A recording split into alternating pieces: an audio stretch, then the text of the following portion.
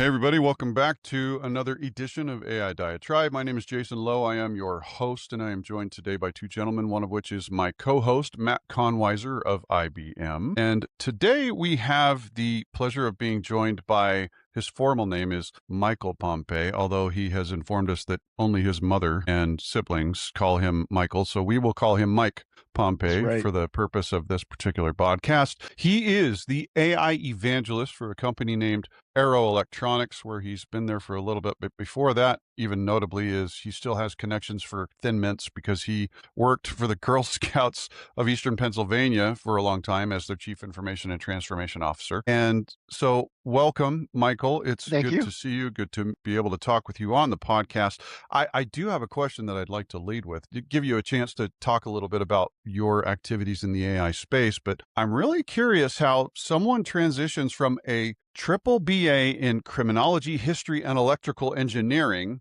to managing tech for the Girl Scouts and becoming the chief AI strategist for Aero Electronics. Can you talk a little bit about that So, path? yeah. So one thing about me is that there is no clear path, right? So, if there's a shiny object and if there's a need, and if there's some technology you can use to bring some value, that's where I do my best work. So that's kind of how I started, right? Juvenile justice, the court system definitely had a need for technology and data. Transitioned over there to community planning and layout, and real estate definitely had a need for data. And it's just sort of been this weird Lando Calrissian career move my entire life, which just leads me to the next set of folks that have a really good value, they have a really good need, and they need someone to help them rein in their technology. That's usually how it works for me. It's interesting you mentioned Lando Calrissian, because for those that are Yes. watching, not listening, we do have a space theme going on today. Star Wars, and NASA for sure. And first time wearers of these shirts on this podcast too. There we go. These are Exactly. the introductory episodes. Yes, they Very are. important. So no structure whatsoever to your path. There's no logic to it. It just is completely random and haphazard, and you've just ended up where you are. Just have. Listen, and it's been great because every single one of the organizations I've got to work with, right, I've been able to, leave them in a better place than I found them. And I've been able to use technology to help move really good missions and really help some really good communities. So that's kind of how it started and how it continues to move. Interesting. Okay. Well, and you've been really addressing a lot of, I guess, in your evangelism and activities lately, you're placing a heavy emphasis on authenticity. Yes, I am. Yes, Can I you tell am, us a sir. little bit about that? And let's Yeah, dive down yeah. that rabbit hole. Sure. Let's go down. So, another thing to know about me, I've been a CIO for 20 plus years in the public sector, right? So I've seen how technology works, how we buy it, how we plan for it, how we excuse it, all the other things. And AI has come by, and it's been that sort of lightning in a bottle moment, and folks are glamming onto it, folks are pitching it, folks are selling it, and at the end of the day, people are like, okay, how come this thing is still isn't turning up the way it's supposed to? How come I'm not transformed? How come I'm not having value? And at the same time, there's a human conversation that isn't happening or is sticky or folks are afraid of it. And to me, the key to that next phase is going to be authenticity, right? Because we're seeing AI put a premium on human produce. We see that related to human leverage, but yet the conversations that a lot of organizations need to have, sometimes they're looking for technology to do that hard work versus taking 10 inches from the keyboard to unpack that stuff and have that conversation. That is the piece that I push in a lot of my conversation. So if I could just so we level set your philosophy as we go through all of this, just a couple of lightning round questions for you, okay? All right, let's go. So do you know what a PDOOM score is? A PDM score. PDOOM. PDOOM score. No, what's a PDM score? So it's basically on a scale of 0 to 1 or 0 to 100. What's your feeling that we're going to end up in a world of AI shit where 100 is Terminator and 0 is like Jetsons and everything is perfectly fine? Star Trek. Gotcha. Ooh, I would love for it to be Star Trek Next Generation, not necessarily original series. I do not think we're going to get to the Terminator. I don't. I think we're probably going to end up 76. 76.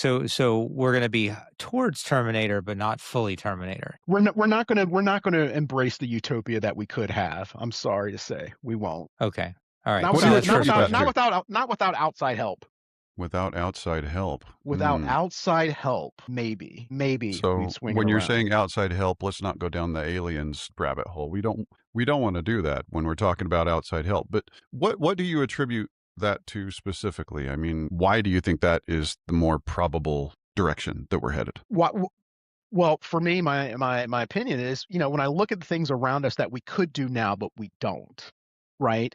And that it takes a lot of motivation for us to move big things the way and change momentum and change direction. And with things going so far the way they're going right now, I don't see it unless a big external force motivates us to move things, and swing those guns to a different target. I just don't see it. I think, the way things are lining up. I don't know if you watch the same news that I watch, but it seems that certain things are set up to go a certain way. And so unless there's a big thing that happens that to make people say, okay, you know what, we need to focus it there. Everybody, right now, I don't see us moving toward the Star Trek: The Next Generation vibe that the technology could help us achieve.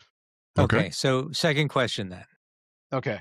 Future of healthcare and AI. Now, important, just for context, we asked Christy Mello and Brian Green this question when we had them on together, who Okay. you know both of them. Yes, I do. So 3 different elements in the scale here: Star Trek, Elysium, or Idiocracy. Future of healthcare. Oh my!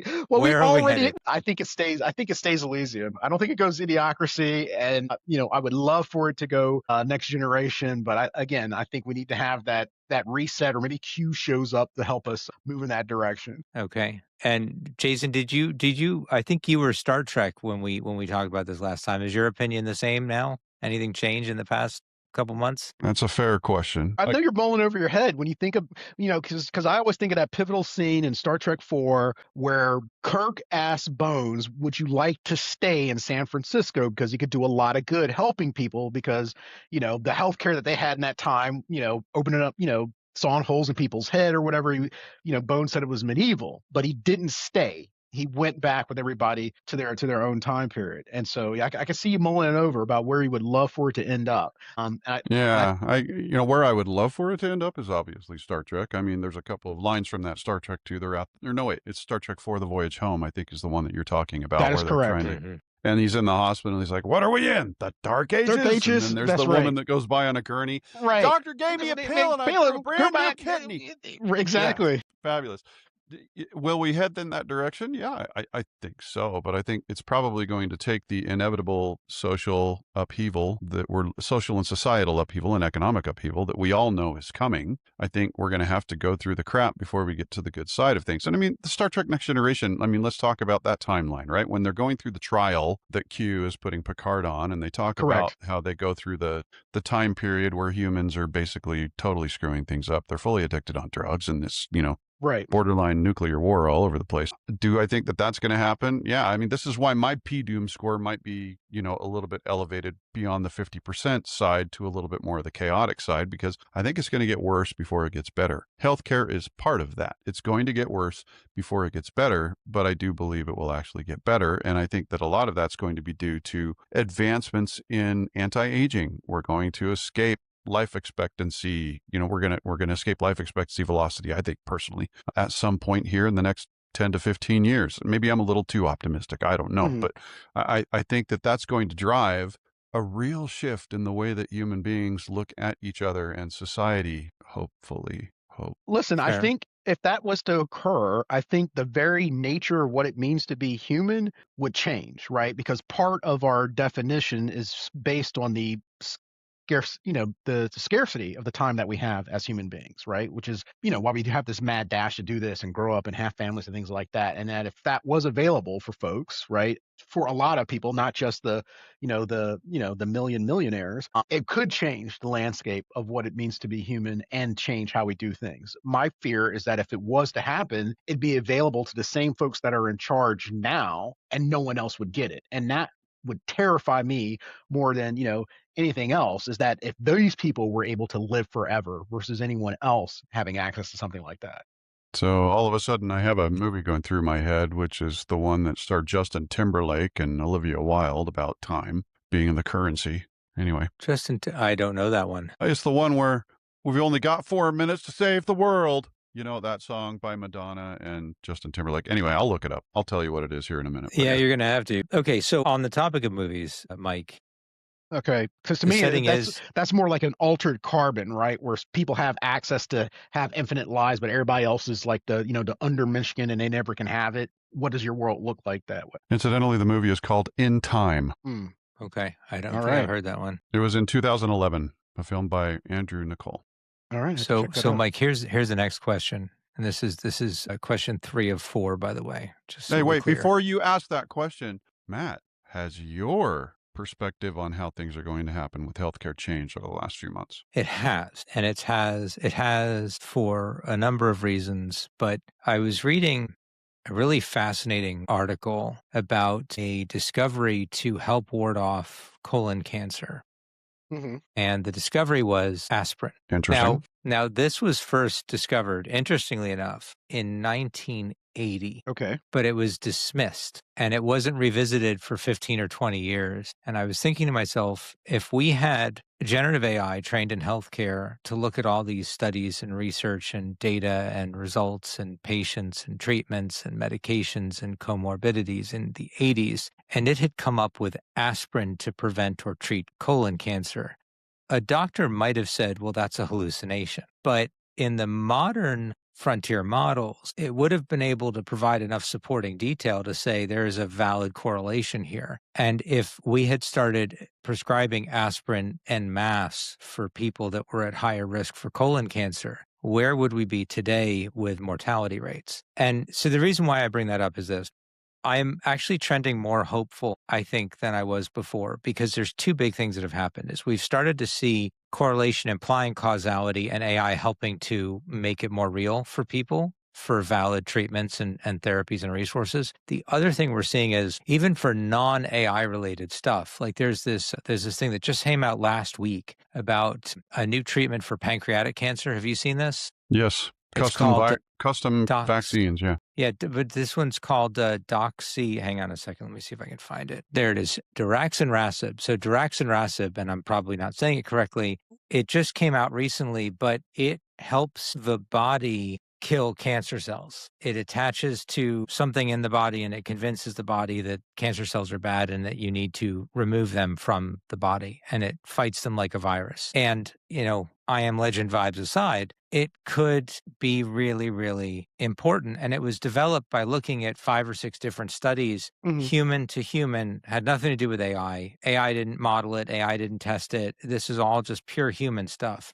But the reason why I bring up daraxonrasib, if I'm saying it right, and the aspirin thing is because when you combine all of this new human science that is able to find and develop medication that can do things like this, which can double survival rates over time of patients with metastatic pancreatic cancer. And you can have these models look at all of these different comorbidities and all these different treatments and all these different studies over all this period of time. We could potentially be weeks away from major cures Hmm. of things that have plagued humans for a very long time without needing all sorts of fancy physical equipment to get put into a box and have it scan you and, magically use transporter beams to remove all the nasty stuff.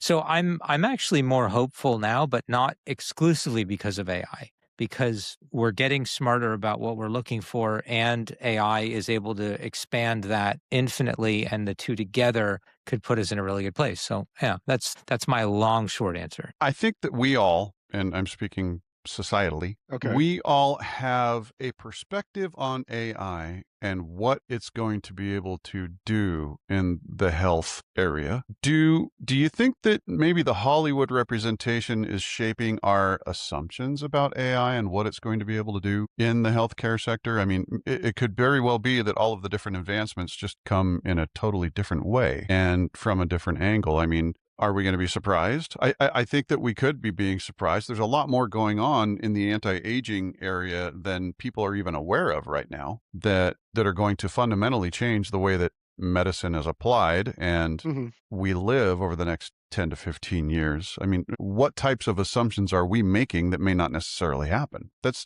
a thought that goes through my mind as we have this conversation. Right, right. It's interesting you say that because, Matt, before you logged on, I was sharing with Jason, right? You know how I usually do my shtick before I deliver a talk about, you know, a lover of humanity, but the other side of that coin being, what it takes for us to actually get to the spot. And I think for me, a lot of times when I think about the potential of a technology or an application, it has to go through that current human filter related to how we handle things that we can do something about now. And that kind of shapes it because at the end of the day, the technology is still wielded by someone, and who the someone is, their motivations, why they wield it, why they don't, and some of those things continue to play out, in my view, as far as shaping, where I think this stuff goes. So, all right. So let me ask you this, because you brought up two things, and I'm going to mention this, and I had to fact check this to make sure I could bring it up, and I just noticed it is referenced publicly, so I can discuss it. But we had David Baresh as a guest on our podcast a while ago. He's actually in the process of writing a book called The Tony Hawk Paradox, and I see it mentioned on his website, so I can bring it up. And I was one of his folks that got to read it early. And I won't go into a lot of the details, but what is referenced publicly on his site is that it's the concept of the Tony Hawk video game had tricks in the game that were believed to be absolutely impossible in real life. And yet teenage kids, after playing the game, did them in real life. So I think, Jason, what immediately jumped into my head when you asked that question was, I do think to some degree that Hollywood is overinflating our expectations of what could be and what can be. But I also think it's inspiring people, and I think it's motivating people to try. And I think that is propelling us into things we may not have been before, or to quote from Terminator, it gave us directions that would have taken us decades to figure out on our own. Said by Miles Bennett Dyson when he was referring to what they learned from the crushed chip from the first Terminator. Well, and look at what this does, at least as far as my favorite science fiction environment, which is Star Trek, despite the fact that I'm wearing a Star Wars shirt. Where did the iPad come from? Where did the concept of the iPad come from? It came from Star Trek. The flat screen TV of 3D printing come from? The 3D CD printing came from the Fabricator, for crying out loud. The flip phone. Goodness. That was the communicator, right? All of those guys grew up watching Star Trek and then ended up building it. Human imagination and human ingenuity oftentimes is fully exhibited in media, in Hollywood productions, right? And so the fact that and video games, the fact that inspires some of the work that actually happens is not surprising. You're absolutely right, Matt. That's a very good point. So here's my question on the Star Trek, Star Wars thing, because I think healthcare is a very interesting analogy there. So Star Trek took the incredibly fanciful route, right? Especially TNG. You lie down and there's just like, you don't even see a modality. It's just all of a sudden your whole body shows up on a screen and it's like, oh yeah, your third gene chain in this fourth chromosome right here is off. Let's just give you a shot and fix that, right?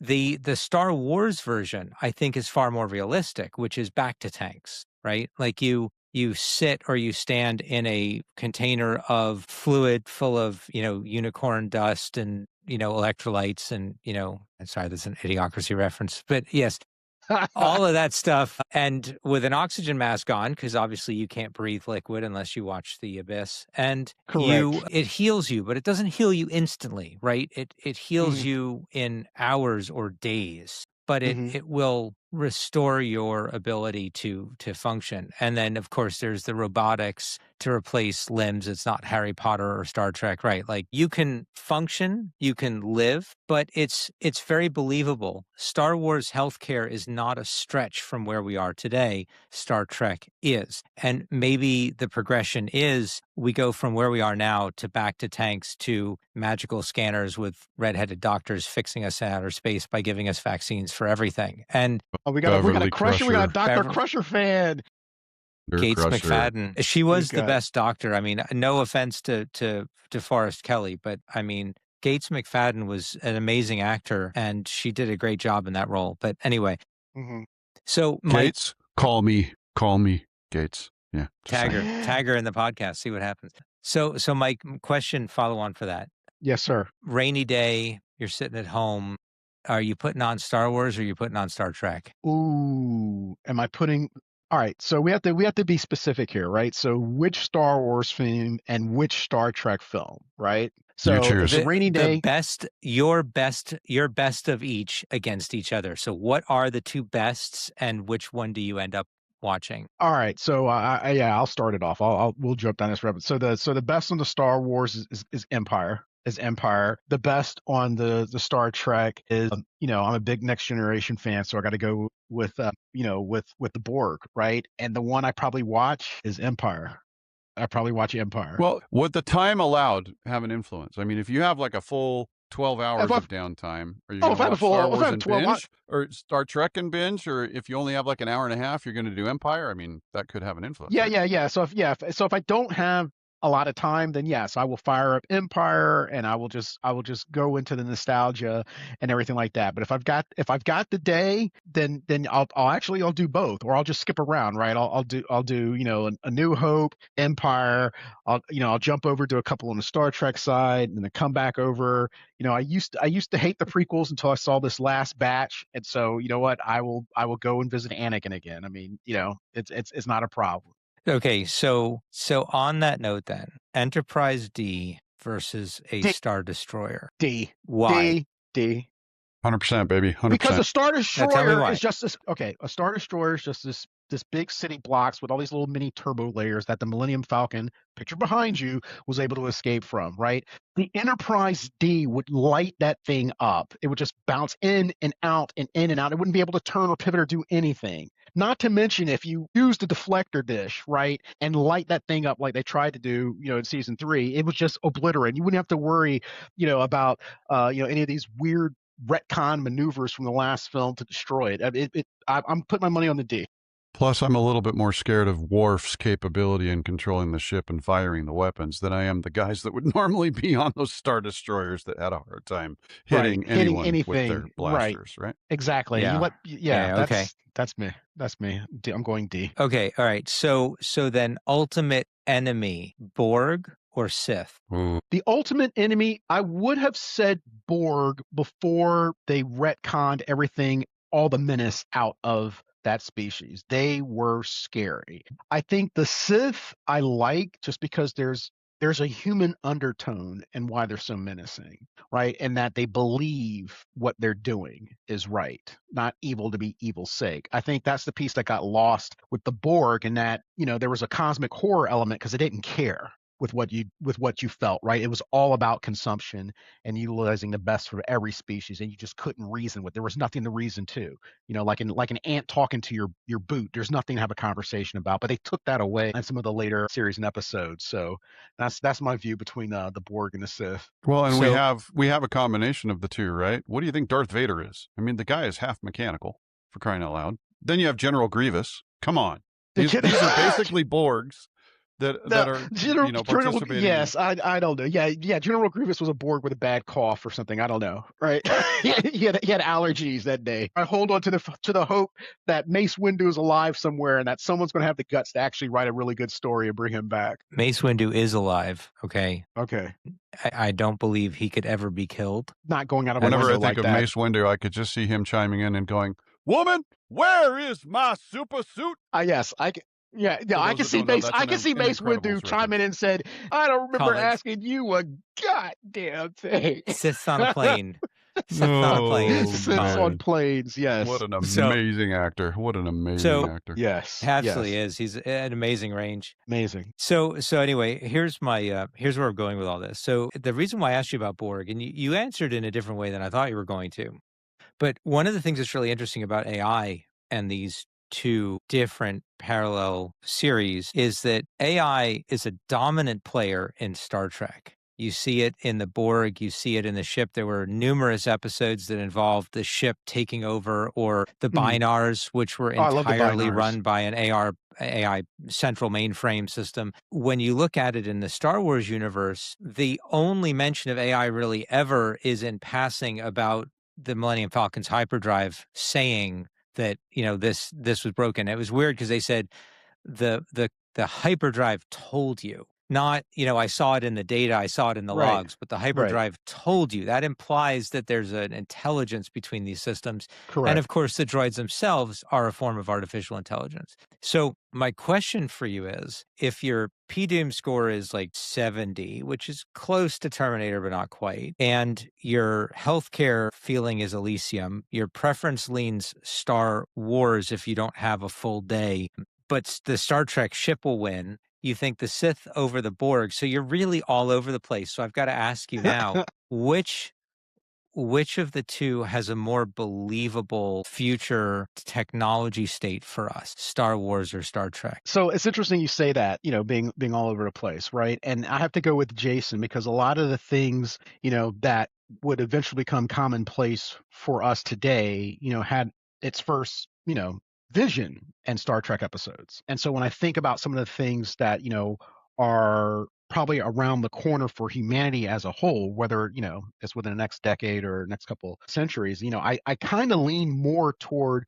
some of the Star Trek stuff because you could see it, you could feel it, right? There wasn't this magical force, right? You don't have walking robots with all this different kind of things happening, whatever. So I kind of lean that way as relates to what vision of science fiction like to show up. Now you didn't give me this option, but I'm going to throw it in there, right? Because this is where my heart really lies. Don't say how. Don't say how. No, I'm not going to say Okay. how. Babylon 5. Babylon 5. So if you're to say how do I think it would show up? Babylon 5 is how it would show up. It's gritty, it's dirty, people still do the things that people do. There's still the ugly side of humanity, there's still the promise, there's still the exploration, there's still the curiosity, there's still the achievement. It shows up like Babylon 5. Okay.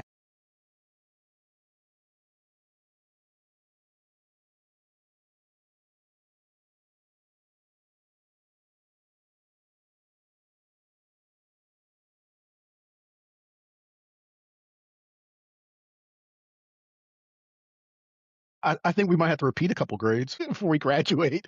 We're not going to AP our way out of this. I think we're going to have to get, left back a couple times, but That's fair.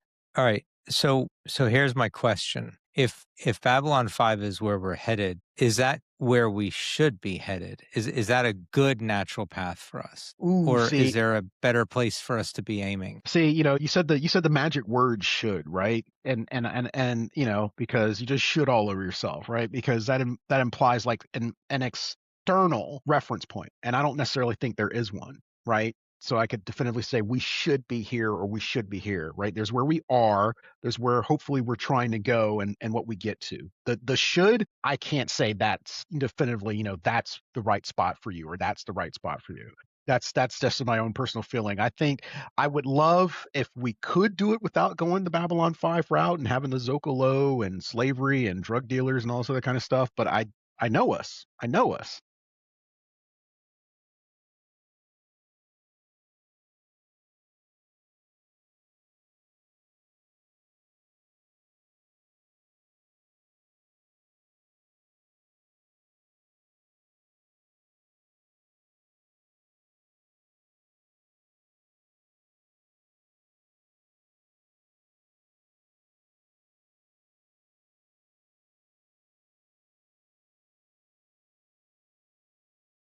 Right, right. We definitely do. We definitely do.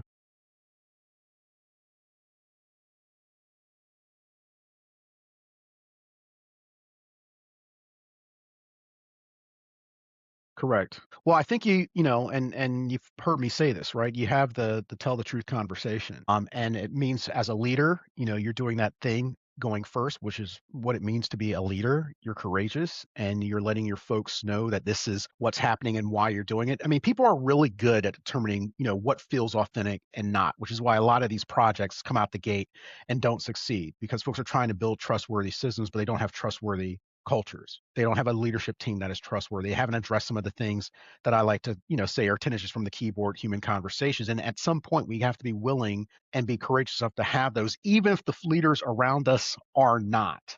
And I think that's going to be a prerequisite for folks being able to get to that spot of how we should deploy some of these powerful technologies moving forward. It's not going to reduce humanity. If anything, it's going to call for a stronger need for it to be present and forward in any of our conversations. And that's the piece I think for a variety of reasons, folks have stepped back away from having those difficult conversations and being upfront about the things that they do know versus the things that they don't know.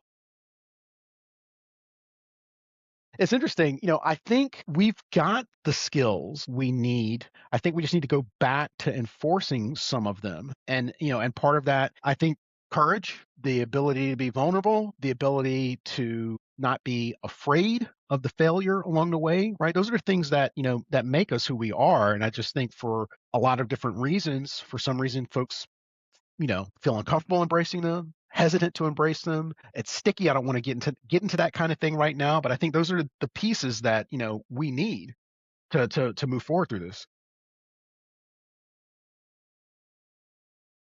Well, no, well, not necessarily enforce like I'm going to make you do it. I think these are the things we need a lot of, so we need them enforce in that way, right? The courage from a lot of different perspectives. That's what I meant. Not necessarily an external person forcing you to act in this way. No, not the ED-209s. I can't. Right, they can't walk down a flight of steps, right? Or the Daleks. Yeah, that's what we need. We need a bunch of Daleks. Exterminate! ED-209 Daleks can fly. They can't go upstairs, though. They can't go up the stairs.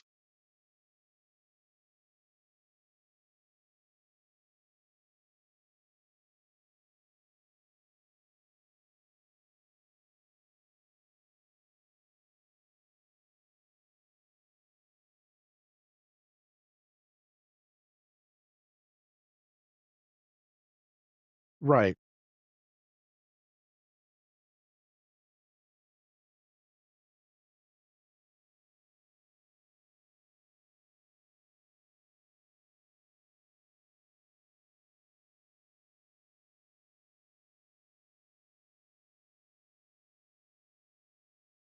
I hope not.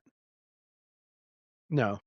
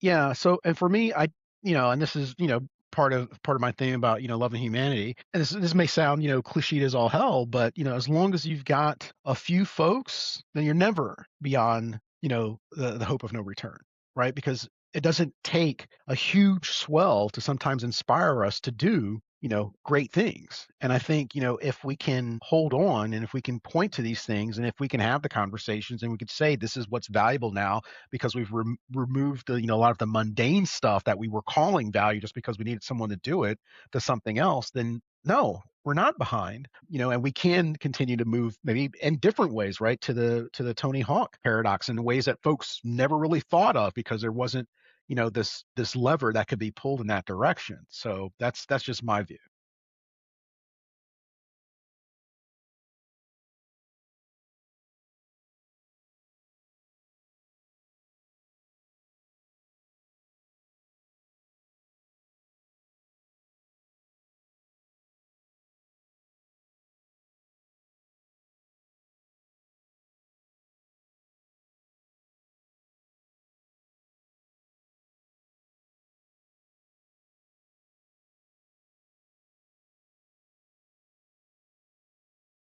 Well, the interesting thing about natural selection, right? So, whether you have this external force, this environmental thing that shows up in which, one species, either moves or adapts or whatever and becomes successful, is that it shifts, right? And so you're successful now, but when something else happens, then something else needs to shift. And I think the thing about humanity is that we can be very good at being adaptable. And I think, and this is why I always go back to leaderships and organizations. For an organization to pivot, it needs courageous leaderships to make the pivot.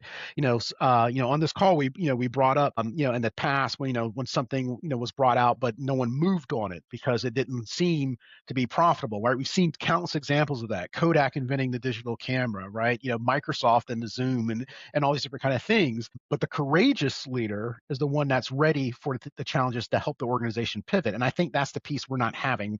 Folks are either trying to keep things the way they are or trying to harken back for something that used to exist. And maybe we're not having enough of the conversations about what does the pivots look like.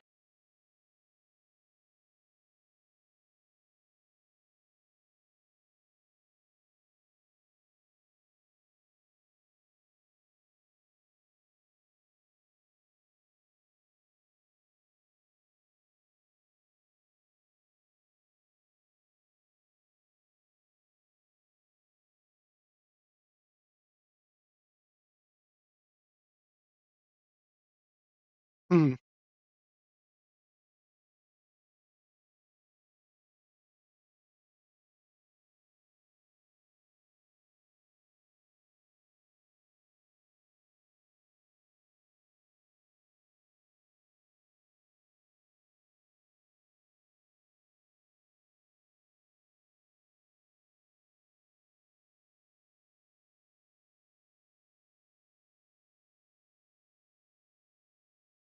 eliminate. Right.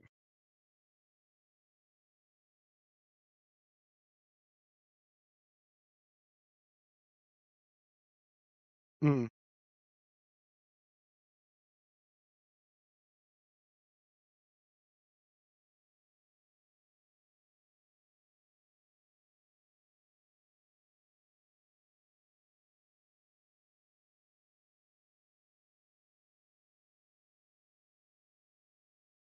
mm,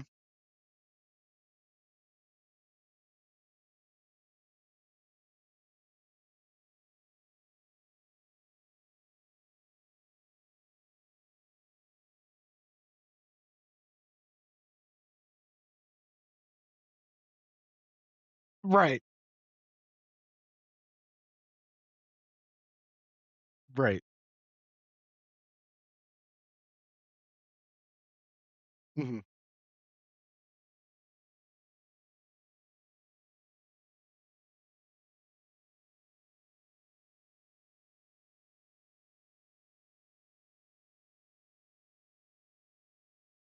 right. Right. A la clerks. Exactly.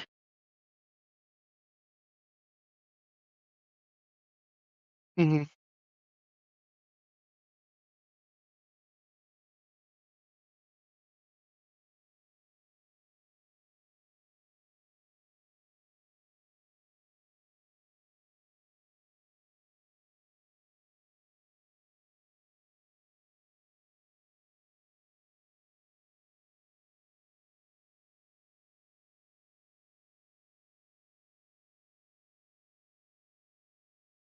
Correct, correct. And I think, it's interesting. I'm listening to you say that, and I'm kind of harkening back in my days, when I was a tech leader in the workforce sector. And one of the interesting things about workforce, and that the way it's done is that, when a person's job or way of life or whatever is, subsumed by automation or whatever, in theory, that's a good thing, right? Because the work is still getting done. It's being done by a machine. Now that frees up that human resource to go someplace else. However, in a lot of states, the way workforce is supported, you're on your own to find what the something else is, right? And if whatever I've got for you, it's very little and it's not necessarily to get you where we need you the most. And that's where things fall down. And I think in that situation where we described, an organization, right, that puts out a bounty for, AI that's not being used so they can keep a handle on shadow, and they've deployed things and their team is really curating things so that the line of business can get what they want. I mean, I think it's a nice utopia, but there's just some realities related to just how line of business typically acts that needs some guardrails that they don't necessarily do on themselves, which, comes into things like security and stuff like that, and compliance and other pieces. But I think the piece that needs to happen to get to these particular states is to start telling the truth and calling things out. One of the things I was thinking of recently is maybe starting to do a line of, AI lies I've been told, right? Or have truths I've been told, maybe not necessarily lies, but there's a lot of it going out there. And I think sometimes that confuses the conversation about what AI can do versus what your leadership leveraging AI will do, which are two different things, and I see that tension a lot. And I think in order to get to the spot we want to go to, it's going to require us holding a different expectation of what it means to provide value from business, right? What's the ultimate, mark of business? Is it to return value to shareholders? Is it return value to community? Is it to return value to your employees, right? Whatever that definition is, that I think that needs some retooling because we've gone one way for a while and see the effects around us. I think part of the conversation might be retooling that framework a little bit to say, you know what, let's make sure we take care of this other piece that's necessary to get there.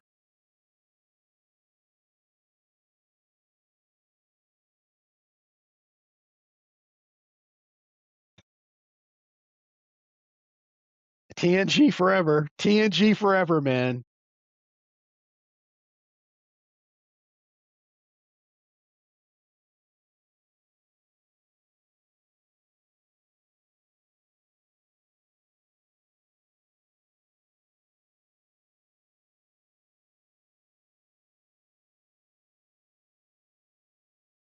Definitely.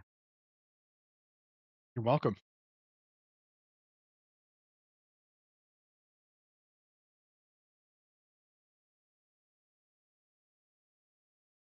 Can't wait. Next time.